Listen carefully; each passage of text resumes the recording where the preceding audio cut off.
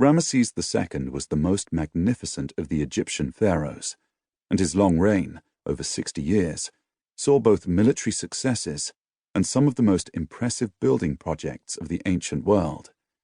He subdued the Hittites and the Libyans, and he led Egypt into a period of creative prosperity. But he was probably the villain of the Exodus. Some of the greatest wonders of the ancient world owe their existence to Ramesses. He typifies the old-fashioned hero king, admired for his conquests and monumental works, often won and built at a terrible human cost. His reign marks the high point of the Egypt of the pharaohs, in terms of both imperial power and artistic output.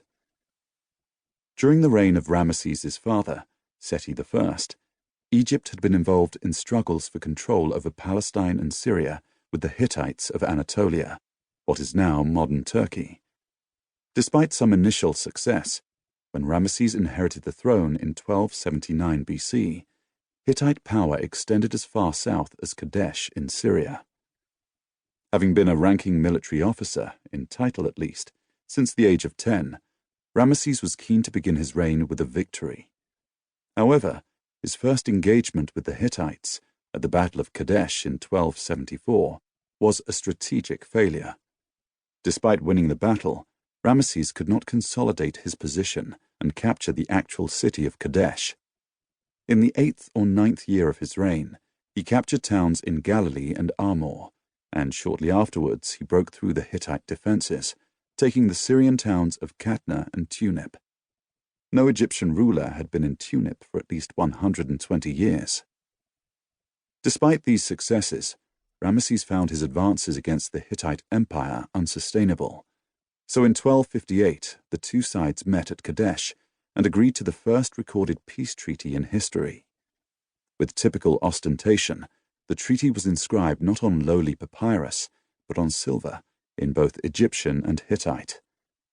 It went further than merely agreeing to end hostilities. It also established an alliance, by which both sides agreed to help the other in the event of an attack from a third party.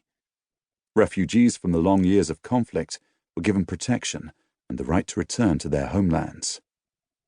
The treaty ushered in a period of prosperity that lasted until the later years of Ramesses' reign.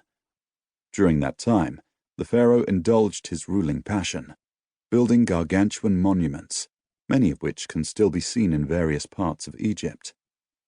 The Ramesseum was a vast temple complex built near Kurna, which incorporated a school for scribes.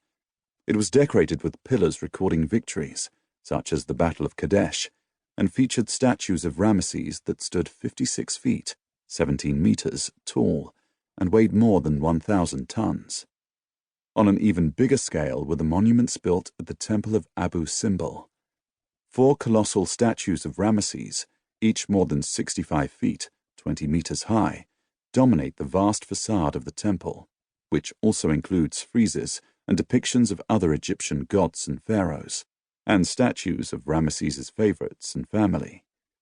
Among these was his favorite wife, Nefertari, who had her own, smaller temple built to the northeast.